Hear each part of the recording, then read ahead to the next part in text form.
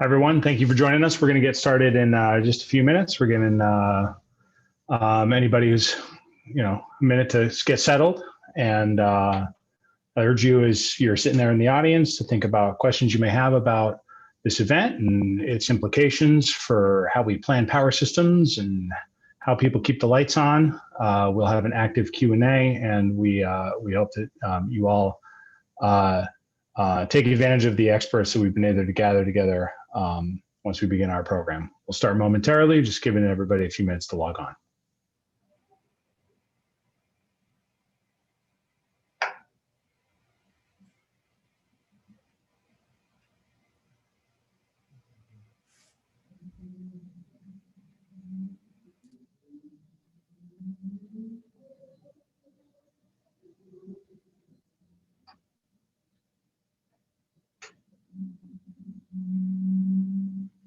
Great. Well, I think I'd like to begin. Welcome, everyone, to a joint webinar hosted by the Niskanen Center and the Duke University Energy Institute. My name is Joseph Majkut, and I'm the Director of Climate Policy here at the Niskanen Center. It's no secret, if you've found yourself here, that there was a real calamity that occurred about a week and a half ago for many residents of Texas. And as when these events occur, there's a lot of both phony narratives as well as really interesting analysis to try and understand what happened and what we can learn from it. We gather today to try to start that process from collaboration between the Niskanen Center and the Duke University Energy Institute. We've gathered a few speakers who have a variety of experiences with the Texas energy sector, residents of Texas, thankfully, and as well as folks who work on power systems engineering who can help us understand the implications of what happened last week as we think about the future. Obviously, when we lose critical functions like power, lives are endangered, the economy suffers, and these are situations that we want to prevent from happening.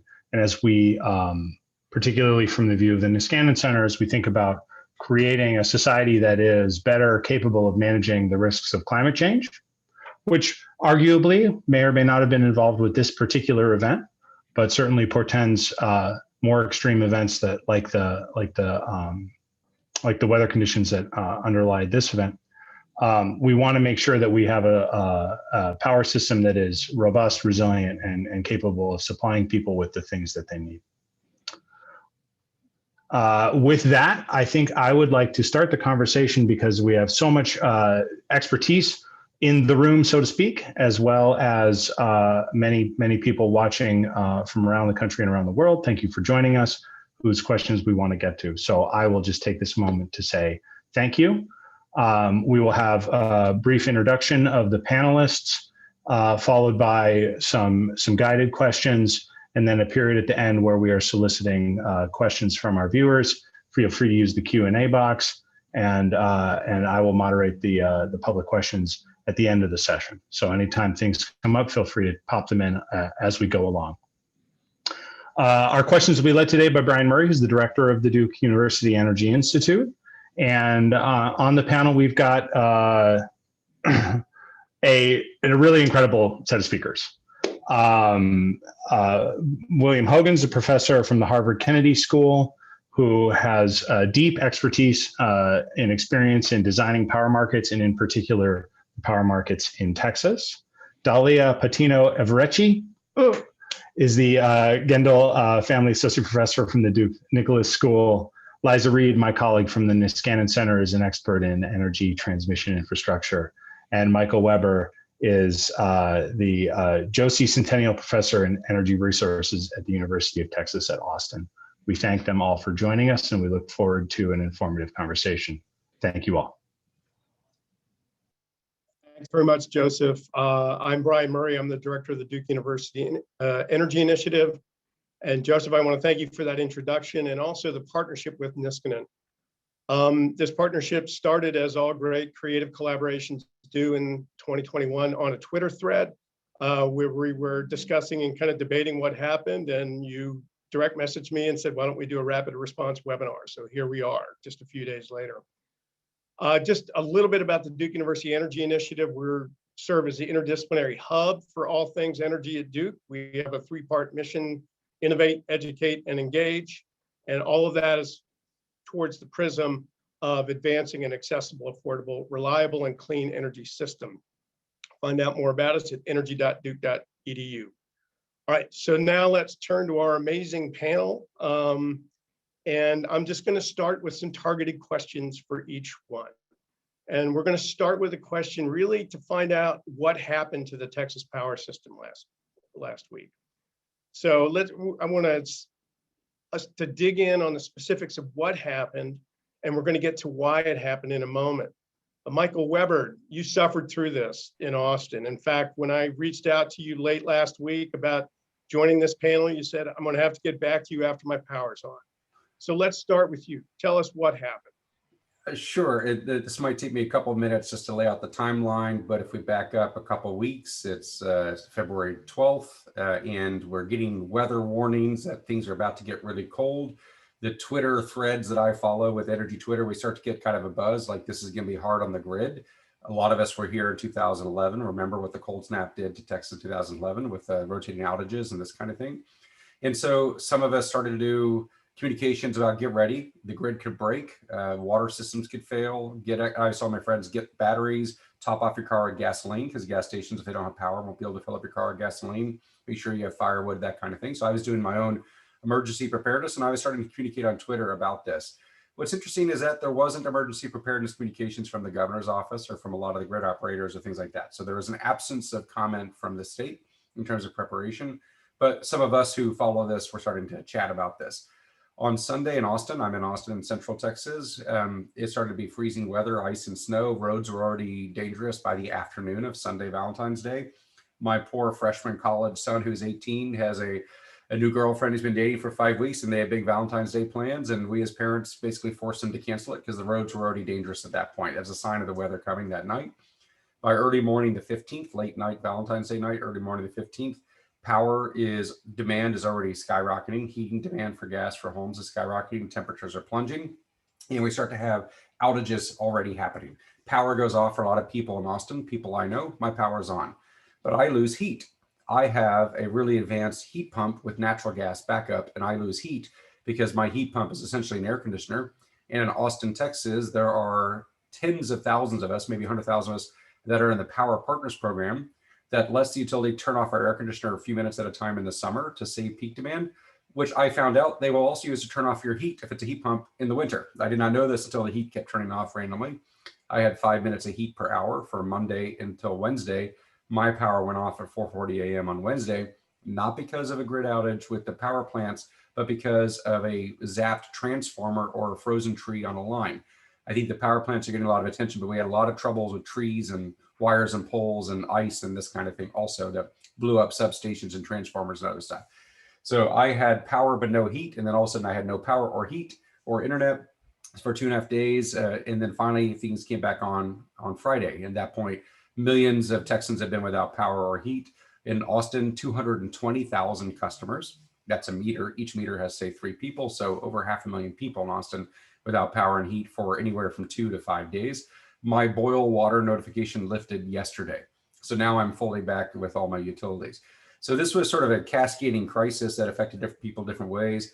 Because of the depth of the outage, we did not have rotating outages the way we had in 2011. There was no place to rotate. So either you were on or you were off. I was initially on because I lived near a water treatment plant. However, I thought maybe it's because I live near an important judge or somebody. You never know why your circuit's on. But some circuits were on. And our circuit system's designed in a way that if the circuit's on, the whole thing's on. We didn't have a lot of fine granularity to just leave the hospital on, but turn everybody off or rotate. So there wasn't much rotation through Austin, not much rotation through the state. This made people very angry. That's at the heart of a lot of the hearings going on, is why wasn't the pain spread out more evenly across Texas? And then things came back as temperatures thawed and as power plants came back on.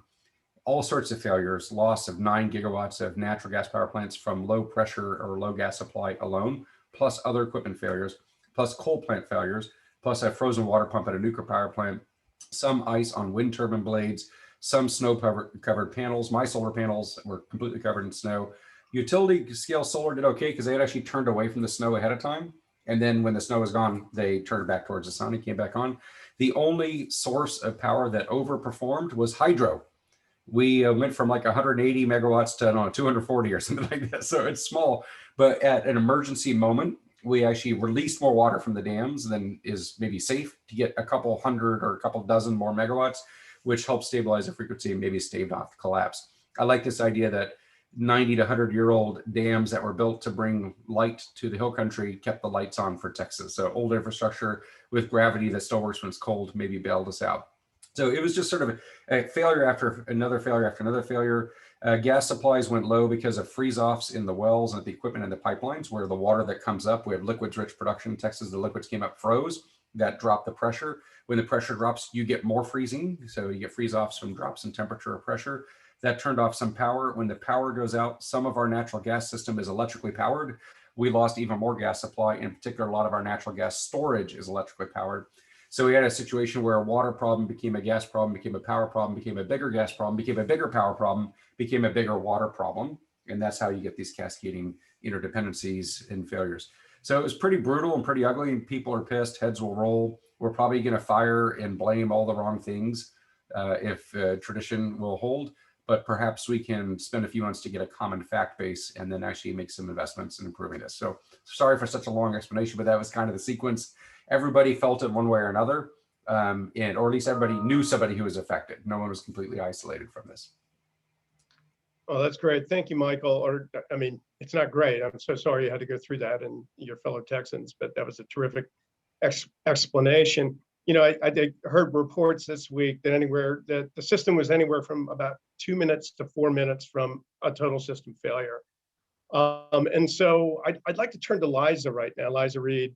And, you know, maybe she can say a little bit more about why the system failed, and maybe also how it kept from totally failing, how it kept that 2 to 4 minutes from total failure. Absolutely. Thank you so much, Brian. And thank you, Michael, for that detailed explanation of what happened. So I'll just focus on building out some of the pieces that Michael built up there. And the first is this aspect of power capacity, right? So Michael was talking about how we were losing capacity and that led to load shedding, right? That's when we turn off power to homes, buildings, systems. So our electricity system works because grid operators ensure that the supply, right, the power that's being put on the grid and the demand, that's the power that we're taking from the grid, matches every minute of the day. This is actually a very complicated process. There's seasonal forecasting, day ahead forecasting, minute ahead forecasting, right? So that they can make those things match. And ERCOT did participate in that, right? They do these plans. They had an emergency plan. So they had sort of expectations for what in normal day operations would be available. And just to use natural gas as an example, not to throw all the numbers out there, but natural gas under normal experiences was expected to provide 50 gigawatts of power. Under an extreme weather scenario in winter, ERCOT's extreme planning said maybe natural gas can only provide 40 gigawatts of power. In some of the worst parts of the outage, natural gas wasn't able to provide even 30 gigawatts of power. And I do want to emphasize what Michael said, there was underperformance in everything, right? Even though we talk about wind having periods of overperformance, it was also having periods of underperformance. So there were issues with all of that in terms of the planning and the preparations not being able to match up with the demand that was being experienced. The demand was also the winter peak. It set a record in ERCOT for the most demand that has happened in the winter. So we now have this supply gap, right? As Michael was describing, we have these plants that cannot perform and this increased demand. And so you had this load shedding. And the reason that you have to have the load shedding is to keep the grid together without getting too much into the complicated electrical engineering mechanics of it. You lose the signal. So alternating current is a 60 hertz signal.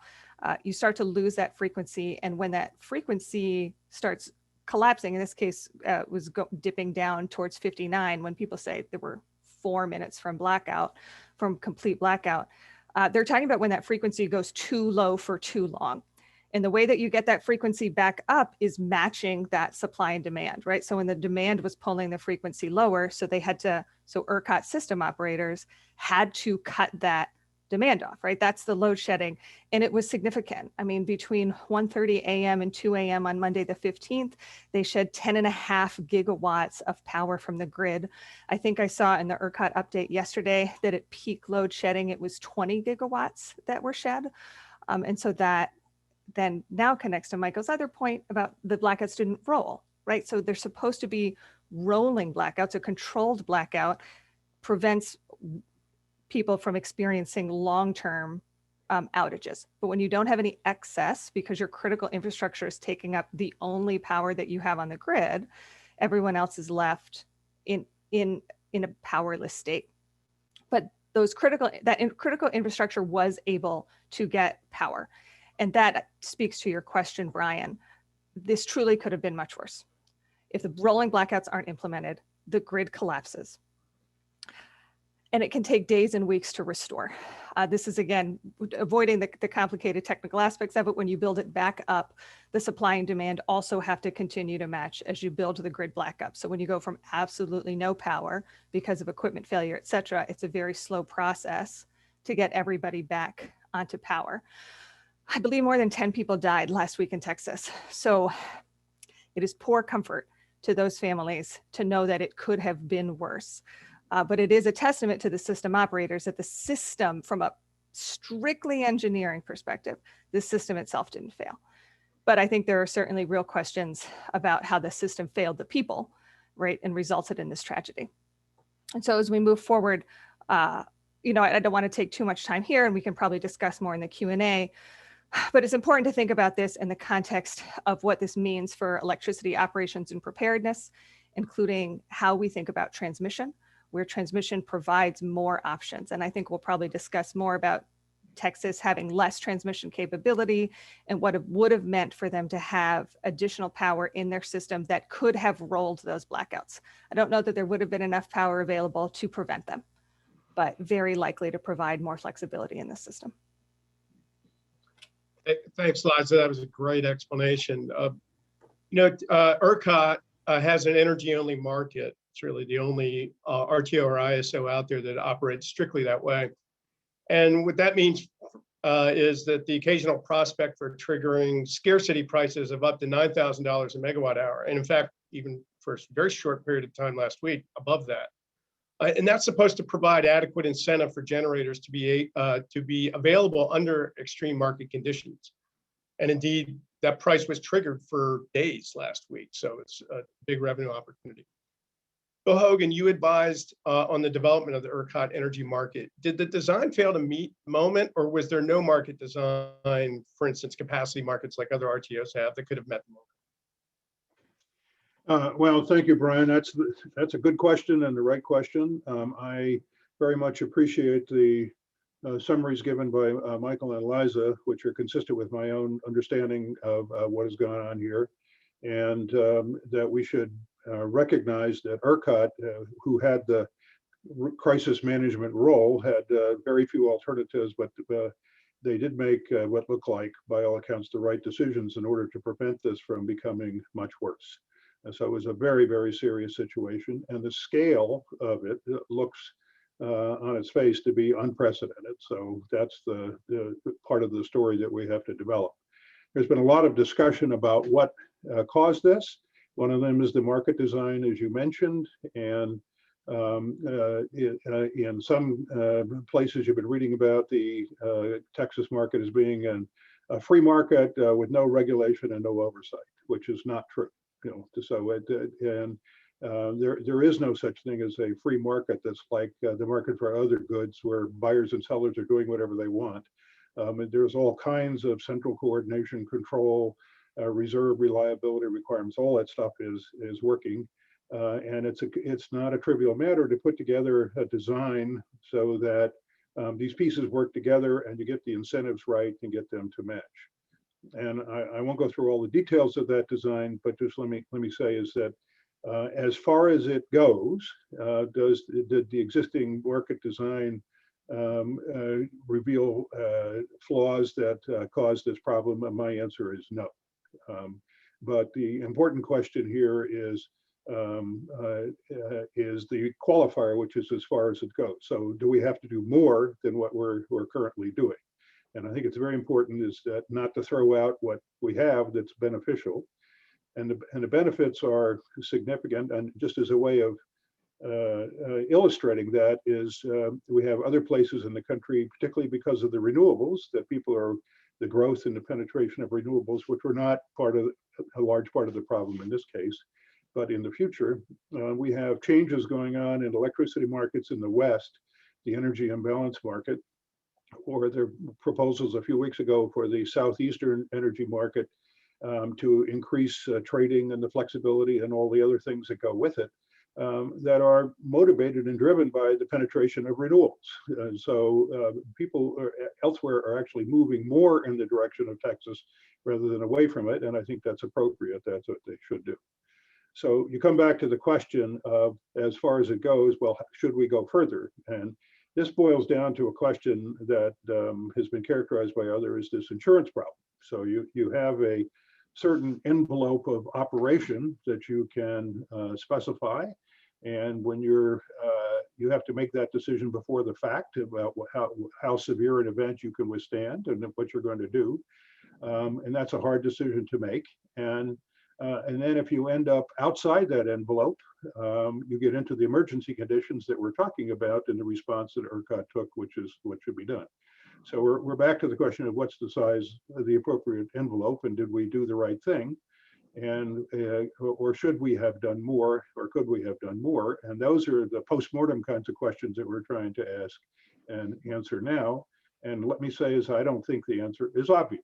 And I think that this is going to be depend a lot on the facts, and we should try to understand those facts is trying to place our answer. And to illustrate the problem, this insurance thing, I just want to quote something that I saw last week on the news, which I actually thought captured the whole issue here going forward, and what is the right question, and what we should be trying to focus on. And this is a quote from David Holt. It was on the PBS NewsHour. I saw it real time. And David Holt is the mayor of Oklahoma City, not in Texas and not a Texan. And right in the middle of the crisis, he was talking about what was happening there, where they also had shortages and some degree of rolling blackouts and water problems and all the other things are going on. And he said about this problem of planning for the future, he said, we're probably not going to build a city that is ready to have sub-zero temperatures for a week every year. That would be too expensive. Our taxpayers wouldn't want to do that. And that's coming from somebody right in the middle of the crisis who's not from Texas and not trying to defend the Texas approaches problem. He's just trying to explain the underlying facts. And I think it poses exactly the right question. How much insurance do we want to buy? And how severe are the problems that we should plan for as normal operation? We cannot guarantee that we will never have a problem. It's just not possible. So now the question is, how often we'll get into these emergency quick questions, and the trade-off as to how much we're willing to pay to change them. And I think that should be the right focus going forward. Well, I hope we are able to get back to this issue of the appropriate insurance premium to pay and how much coverage is needed when we open up the discussion and go to Q&A. But those are really insightful points there. And I think you really hit the nail on the head in terms of what the issue is. So I want to turn now to Dalia and say, there's been a lot of discussion today and in the paper and by a lot of people about the role of renewables in the system breakdown, with some arguing that Texas wind failed to deliver and others claiming that it was not expected to deliver much under the circumstances. So it was really the shutdown of fossil assets that was the problem. Dalia, Patiño-Echeverri, integration of renewables into power systems is your area of expertise. How much did the current mix of renewables in Texas affect the outcomes? And what might it look like down the road if Texas and other states aggressively ramp up renewables? Dalia, you are on mute. No, thank you, Brian. And thank you, Bill, Michael, and Liza for great summaries.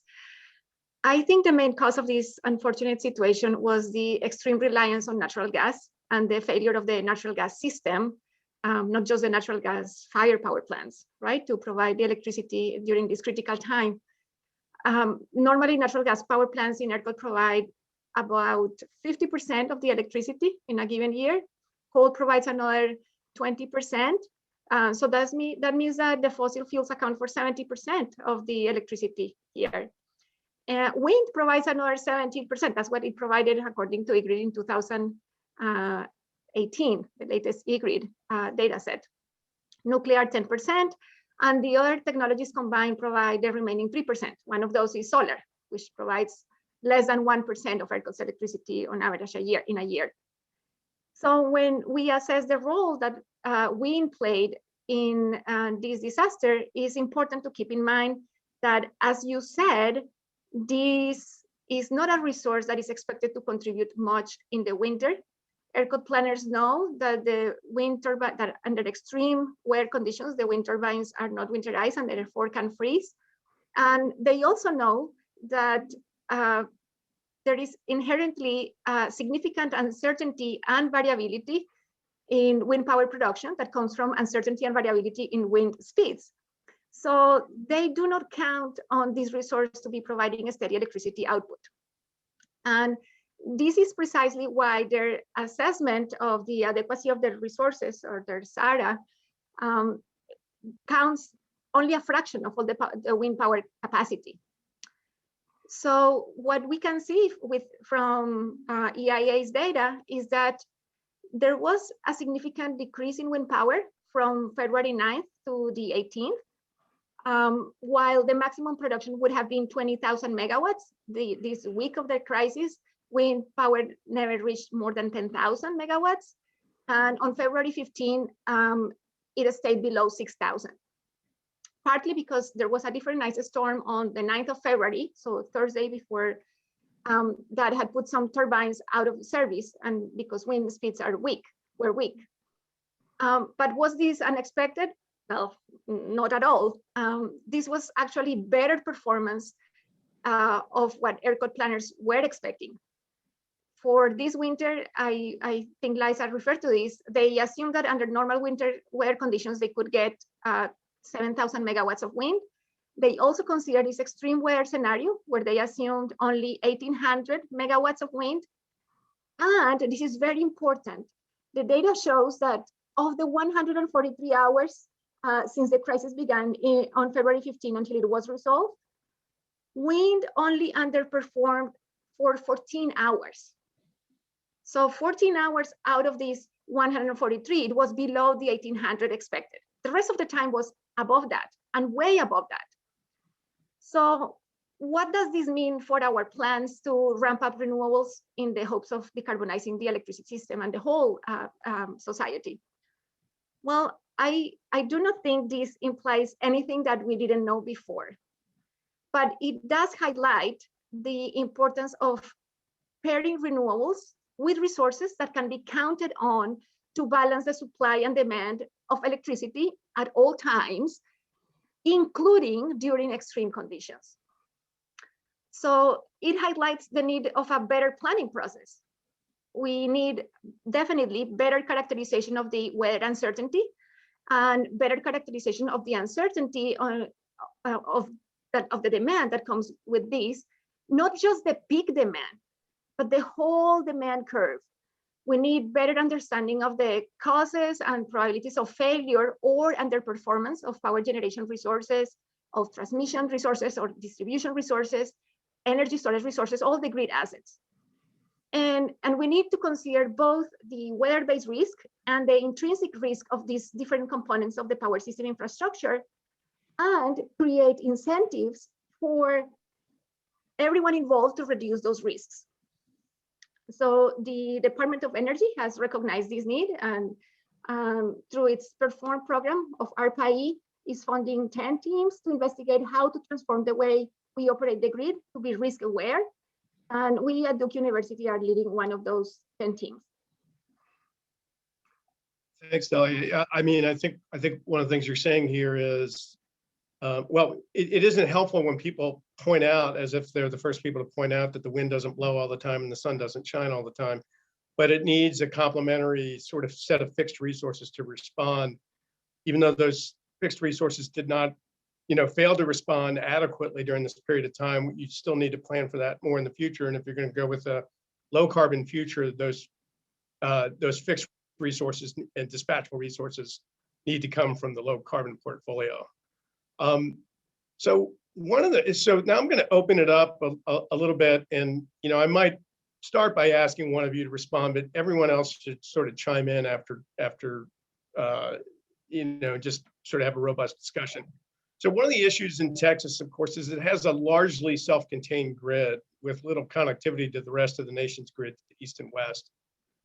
It's for a variety of reasons, and if you want to go into that in your responses, that's great. But why is this so, and what effect did that have, and might it have on the ability to handle such future events? And I think I'll go to Michael. His voice is probably the freshest right now, and also he's in Texas. So why is Texas alone?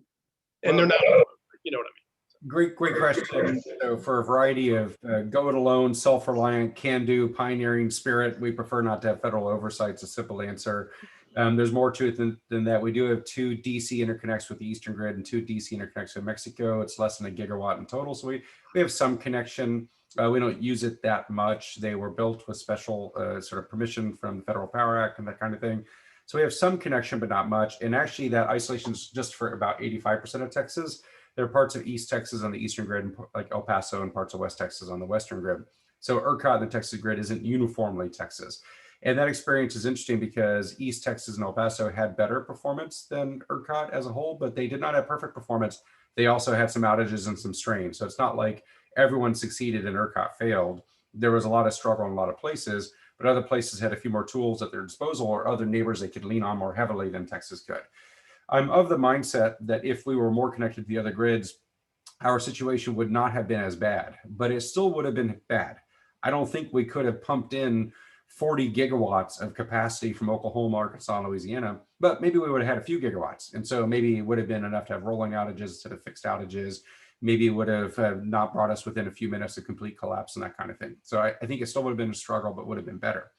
And the idea that perhaps we should interconnect is something I'm pushing for. Like, we should study that. Would interconnect help economically, environmentally, and with reliability? That is worth looking at more deeply. There have been some studies over the years.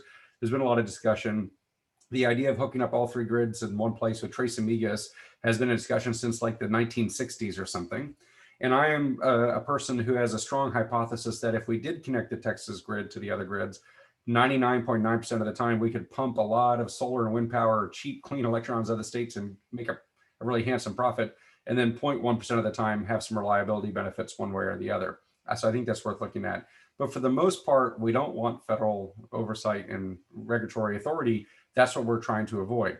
Now, this is interesting because as a state, we export a lot of oil, a lot of gas, a lot of refined products. We export biofuels, wood pellets. We export energy of every form except electrons. Somehow we're afraid to export, or we don't want to export. So we're treating electricity than we do our other energy products, which are very good for our economy. So I think it's worth looking at again, and perhaps we need to get over ourselves a little bit and explore the possibilities. Liza, transmission's your thing, so step in here. Thanks so much, Brian. So sort of co-sign on a lot of what Michael was saying there. I do want to add, I think Bill had mentioned earlier in the panel that ERCOT is not completely devoid of FERC oversight. And I think that's important to think about even as we go forward, knowing what might already be coming. And that's that FERC and the North American Electric Reliability Corporation, NERC, FERC and NERC, little buddies, have called for, so FERC has called for an investigation into this, right? And ERCOT is subject to the NERC requirements on reliability. That is a part of oversight that FERC does have over ERCOT. And the reason I bring that up is that NERC is in the process of developing resilience criteria. They didn't previously exist, but they are in the process of developing them. So ERCOT will be subject to those as well. But the question of whether additional resilience criteria need to be taken or how legislators decide to invest beyond that or make decisions is a completely separate and relevant conversation. As far as transmission goes, agree with Michael, and I think I said this earlier as well, that I doubt I doubt there's anybody who could claim that it would have prevented the blackout. Almost definitely would have given more slack to the system. So I saw some data from the IEEE, and again, we're going to have to see the final investigations and the clarification of facts and figures and timelines. But I saw some data from the IEEE last week that there were 4 to 6 gigawatts of available power above the panhandle of Texas, right? So that isn't SPP and is not MISO. These are the other two. These are two systems like ERCOT for balancing. So there were 4 to 6 gigawatts that were available during parts of the blackout, right? That could have been used to roll if there had been stronger transmission. Late in the storm, so later on in the week, PJM, which is the mid-Atlantic states, had non-firm capacity. So non-firm capacity means it hasn't already been committed in a demand or a capacity market. So PJM had some capacity potentially available. Now you might say, how are you going to get power from Pennsylvania to Texas? But transmission is the answer, right? I mean, that is what ultra high voltage AC and high voltage direct current can do, is dispatch high power long distances. Thanks. I'm gonna turn to kind of a related question here. Can I just, on this point about the grid, Liza, could you address another question, a claim that I've heard, which is that black start recovery from system collapse would be a lot easier if you're interconnected than if you're not? Yes. So one of the reasons for that is particularly if you're using an HVDC connection, well, a VSC specific HVDC connection. I'm going to back myself up so that we don't dive too deep into the technical here. But again, it goes back to options, right? That you have more options for how you can balance your load, because the same thing that causes the grid to collapse when the supply and demand don't match is the same thing that prevents it from building back up, right? If that you actually have even smaller tolerances when you're building back up because you have less slack in the system when you're trying to get that matching to happen, if that makes sense. So transmission, particularly directable transmission, so direct current is controllable, allows you to manage that power flow and that black start. There's a whole aspect of reactive power in here as well, but hydro is very good for black start. And nuclear, I believe, I was following a conversation with some colleagues yesterday about nuclear being very good for black start. And then of course an HVDC grid is particularly a benefit. So I want to say just very quickly that I agree with Michael and Liza, and especially, I know it wouldn't have helped much. SPP, MISO were having their own problems. If you were connected to utilities over here, we had good weather, the Duke Energy Service Territory, Florida Power, that would have helped. But for this blackout, that wouldn't have been the solution. But for a future blackout that could be caused by frequency regulation problems, by lack of inertia because of this high penetration of renewables, being part of a larger balancing authority is going to be key. So ERCOT already has serious issues with inertia, lack of inertia, and this is something that claim or calls for serious studies on broadening the power transmission capacity with other neighboring balancing authorities. All right, I think I'm going to pivot off of that, actually. Joseph, maybe about another 3 or 4 minutes of this before we turn to Q&A, if that's okay. But, you know, Dalia, you talked about planning for future outages. And so I want to raise the question that was brought up at the beginning as to, you know, to what extent does climate change factor into last week's problem and for planning ahead for extreme events? I mean, is this a black swan that we need to, or is it something that can be repeated? Christopher Clack from New Vibrant Energy models the interaction between climate events and grid resilience, writes that an event like this is not only predictable, but predicted, and expects a repeat of maybe 4 more times before 2050. Michael, I believe in this morning's Austin newspaper, you touched on this issue as well. So either Dalia or Michael sort of run with it, and then we might be able to get to a question about price spikes for you, Bill. Yeah, go ahead, Dalia, and then I'll follow after you. Okay, well, I mean, the crisis of last week was definitely triggered by temperatures that were 50 degrees below normal. So is this related to climate change? We know the global climate is changing. 2020 was the second warmest year on record. We had a global average temperature that was very close to 2016, which was the first year on record, the warmest year since 1901 when we started looking. And the top 10 warmest years have all been after 2005. Now, this past January was also the second warmest January in the history of North America. And it is likely that 2021 is going to be one of the 10 warmest years on record. So we know also that the Arctic is heating up very fast, faster than other parts in this planet. And that as a consequence, Arctic sea ice is shrinking. So last December, the Arctic sea ice cover shrunk to the third lowest minimum in history. And what is the relationship with what happened? Well, the warmer temperatures in the Arctic are most likely the causes of this polar vortex chilly air coming to the places like Texas. So do we have to, can we look at this as a black swan, or can we just, even if we cannot assess the probability of this, we can seriously consider the scenarios where that is even more scarier than what we saw can happen, and see how all society is gonna hold up in that situation. Go ahead, Michael. Yeah, I say, first of all, I'm a collaborator with Chris Clack on a study of Texas, trying to figure out some decarbonization pathways for the future of Texas. So I'm a close collaborator of his, and I find him very fact-based. So when Chris Clack says something, my default usually is to believe it, that he's not making it up or just guessing. He's got some analysis behind it.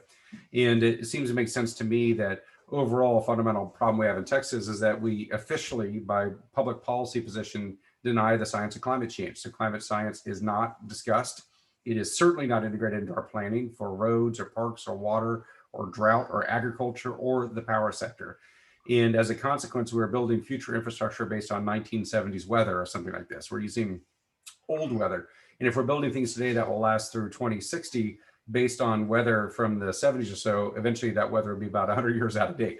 So if we think more about climate science and what that might mean for Texas, which probably means hotter and colder, wetter and drier for Texas. Texas gets kind of the worst of all of it.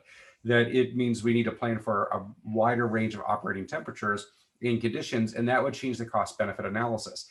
If you are in Vermont and you have a cold winter 2 or 3 months a year, the winterization packages make economic sense.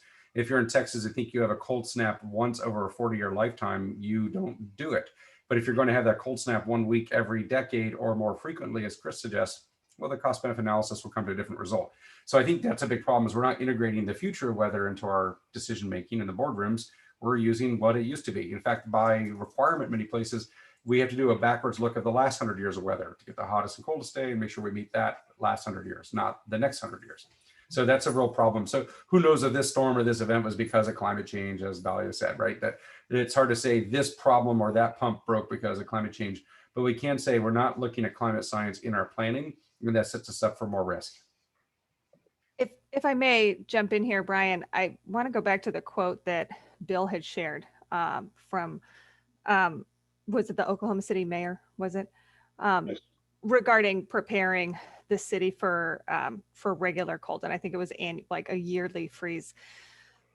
And I think it's really important when we talk about this, and I'm going to give a very theoretical perspective, but it is going to have to turn into practical and realizable choices for legislators and engineers, et cetera, that maybe you don't want to pay to prepare the city for an every year freeze, but that's a reliability question. And there's a line between reliability and resilience, and you can make choices on how much you are going to prepare, how many of the systems you are going to prepare for what variability and what frequency, right? So there's a massive range between what Oklahoma City is prepared for today and what that mayor said they are not willing to spend.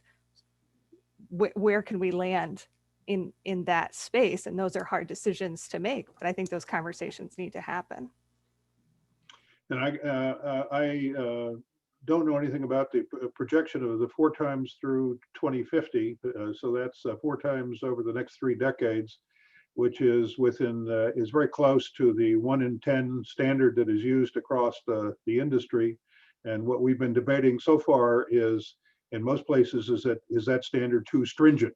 So I think we have a real problem here if we think it's going to be much more frequent. So that's the insurance question, then trying to analyze what's actually going to happen.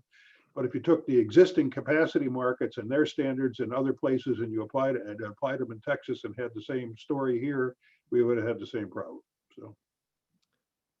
Well, I'm going to ask the panelists to stay afterwards for about an hour so I can ask all the other questions that I have. But I don't think you're going to do that, A, and B, I think it's really important that we get the questions from the audience.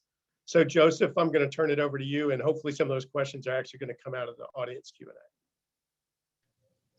Yes, thank you, Brian, and thank you to all our panelists. We've got a host of great questions. And being the Q&A moderator is a little bit like being a chef. I'm going to try to make gumbo out of the ingredients, but I'm not sure that anybody's going to recognize theirs exactly. I beg your indulgence if you've given us a great question and I slightly butcher it because I've combined it with somebody else's. Michael, I want to start with you. In 2011, there was a cold event in Texas that created chop in the grid, nothing like what we've seen recently. And we didn't see changes, despite the sort of the price mechanisms that might have incentivized companies to make weatherization so that they would be able to provide power during these times. What do you think were the critical breakdowns, either in regulation or just in personnel management, that led to that change not being made system-wide? This is a great point. So in 2011, a decade ago, almost to the day, we had a similar event where we had cold weather in Texas, colder than normal, but not ridiculous over the last 100 years of recorded measurements, but really cold. It was long. In Austin, it was below freezing for like 30 something hours, which is unusual in Austin, and several days in Dallas and North Texas. We had freeze offs in the gas supply system. We primarily had problems in coal back then. Coal plants were tripping offline pretty badly. Nukes stayed on and hung in there. We had gas supply problems and freeze offs. We had the same situation where power outages turned off some of the gas as well. And we didn't have as much wind, but wind actually really overperformed. We had 8 gigawatts of wind that was generating, which was substantial. We had less than 8 gigawatts this time, even though we've installed more than twice as much more wind. So wind really overperformed 2011, which really helped. Gas had struggled, nuclear hung in there, coal struggled. The lessons learned were we need to winterize. And for the most part, there was a lot of nudging and hemming and hawing, but there wasn't a lot of requirements to winterize because the regulatory authority wasn't given. The PUC did not require ERCOT to require the power plants to winterize, and ERCOT doesn't have the authority. And the Railroad Commission, which generally has a habit of turning a blind eye to the gas system when it comes to things like venting and fugitive emissions and flaring, also turned a blind eye to the gas system on winterizing. So that was in keeping with long historical policy tradition of hands off from the gas system. So a lot of things weren't done. But there were some things done. Austin Energy actually winterized, and Austin Energy's power plants performed pretty well. And San Antonio did the same thing, and El Paso did the same thing. There's also some private owners of power plants that invest in winterization. So I think if you had simpler financing structure or simpler ownership structure, you could justify the cost or get approval for the cost. But in some of these investor-owned utilities or these really competitive merchant situations, the costs were harder to justify. So there actually was some winterization. It wasn't perfect. I talked to one power plant owner. They winterized 3 plants. They even did enclosures, heat tracing, insulation, portable heat guns, like flamethrowers, this kind of thing. And they still lost sort of a steam generator 2-on-1 configuration. So it went from 2-on-1 to 2-to-0. So it was 2 gas turbines, but without the steam turbine. So they lost 140 megawatts. They'd winterize, but a capacitor blew, right? So like one part goes and you lose a thing. So they did well, but it wasn't perfect. So even winterized plants weren't at 100%. Austin Energy can winterize. It's a municipal utility. They can approve it for reliability purposes to serve the customers and put it in the rate base. El Paso is monopoly owned, essentially a municipal utility. They also put it in the rate base. So if you have a way to cover the costs, you did it, I think, is a lot of it. And so there was some, it just wasn't enough. And the regulatory teeth didn't require or push it. So it comes down to ownership structure and your responses. One more comment on Austin. Austin lost a little bit of supply because Austin's a 1/6 owner of the nuclear in Texas. So of that one plant, so they lost one of the 2 reactors and they own a 6 of that, but they're not the operating partner. So Even the municipal utilities that winterized didn't winterize everything, and the wind turbines weren't winterized. So that just meant it wasn't as bad. But Austin, which maybe underperformed by 10%, had to shed load by 40%. In other areas of Texas, lost 80% of supply, had to shed load by 40%. We all shed the same, whether we outperformed or underperformed. And that's an important thing, because Austin, there was a lot of load lost, and that's where the state legislature is, and people were really pissed. And it's hard to understand, is that because Austin underperformed or the grid required? I mean, so it gets kind of confusing. This is my long way of saying there was some winterization, clearly not enough, and it wasn't required. Perhaps it will be required. Governor Abbott yesterday said mandate and fund, which is interesting for a free market Republican to say we need to have mandates and we will fund it. Okay, so maybe the conversation has shifted. Yeah, that maybe this will be a more critical event than we saw in 2011. I once had a professor who talked about systems engineering, and sometimes failures come out of correlation more than they come out of individual systems, right? And I think there's echoes of that concept here. Power plants might have been working, but they couldn't get gas through the system because elements of the gas delivery system were frozen upstream or had been diverted. Bill, when you think about designing market incentives to provide resilience, can market incentives provide resilience through those correlation events? Can it provide incentives through those systems, or do we need to think about broadening the instruments we use to make sure that prices can reflect the value that people place on reliability? Well, at this stage, I think the answers to both questions are yes. So they do provide incentives, and some people were doing it even though it wasn't mandated, and they weren't doing it just because of good intentions necessarily. They were motivated in part by what they thought the consequences were going to be. And electric generators can, arrange in contractual arrangements with pipelines in order to have the pipelines do the winterization if they want to. All that is there. And I think the postmortem will tell us how much that worked and how effective it was. And then was it enough to avoid the problem we actually had? And that's the question we obviously know the answer to, which is it wasn't enough to avoid the problem we actually had. The relevant question, of course, is that should we have done more, or was this so rare an event that it wouldn't have been worth making the expenditure? And that's the question I keep posing. So if you're asking me, did we do enough to prevent what happened last week? The answer is no. And that's obvious, but that's not the hard question that we actually have to answer going forward, is how much of it are these low probability events changing? How big are they? How much does it cost in order to protect against it? How far do we go? Because we can't go all the way. It's just impossible. So so it's always a trade-off. And what is the trade-off? And it's too easy to say ex post, in hindsight, geez, you should have winterized that plant, not this plant. I don't know. It's a hard question, and I think ERCOT's management of the short run was we should all be thankful for what they did, and as we have heard here, and then these questions going forward harken back to the mayor of Oklahoma City, who's got the essence of the issue in front of us.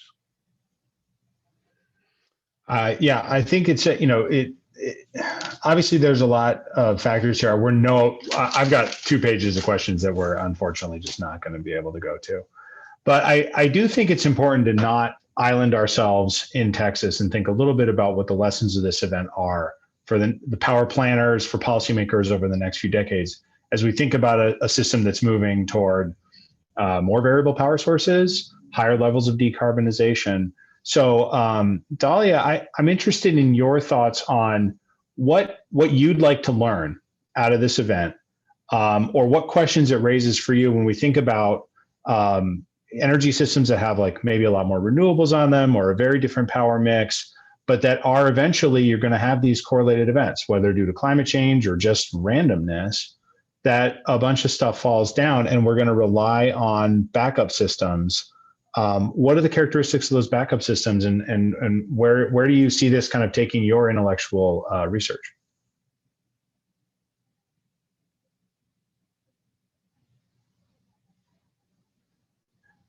We're missing your answer because you're on mute.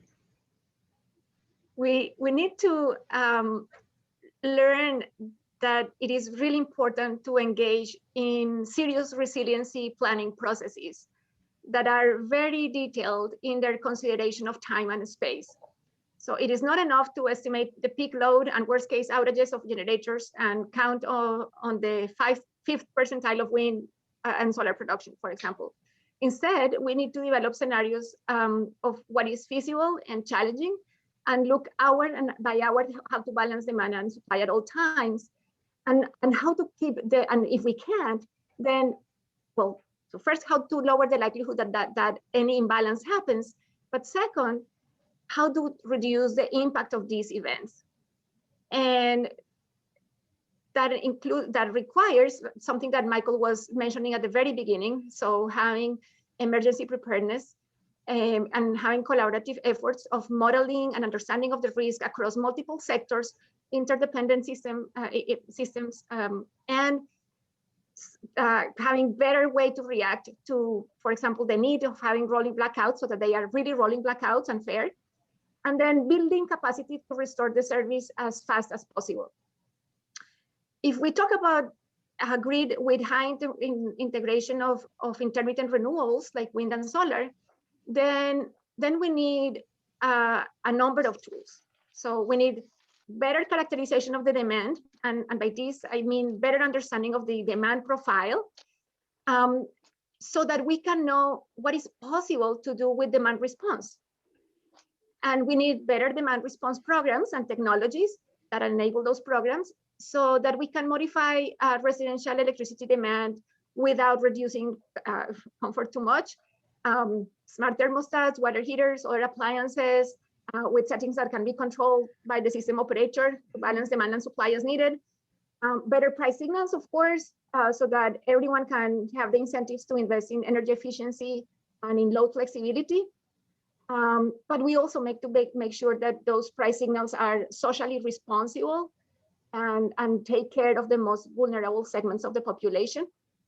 We need better building codes and energy standards for all the appliances and equipment that really recognize the needs of a changing electricity system.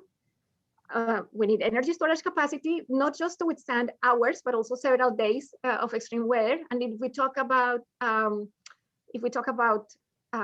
high penetrations of intermittent renewables, and we need storage that can address the mismatch between the nature of renewables and the load. So one that addresses the mismatch between the diurnal nature of solar power and the fact that the load peaks in the early morning and the evening when there is no or very little sun, or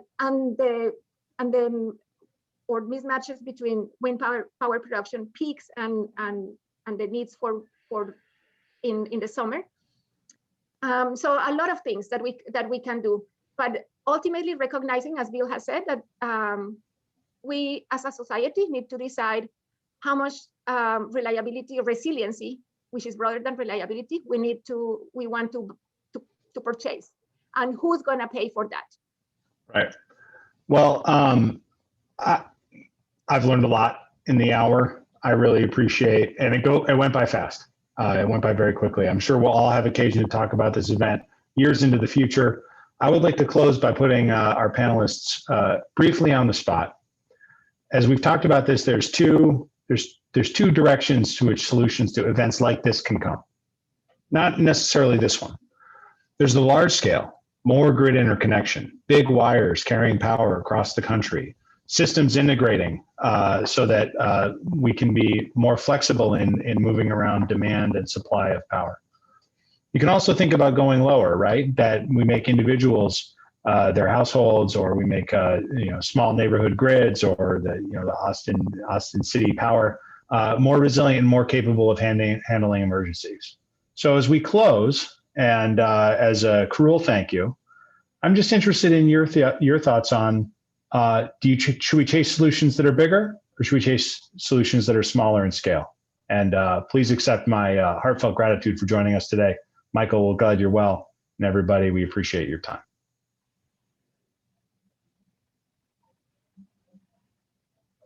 Liza, you may begin.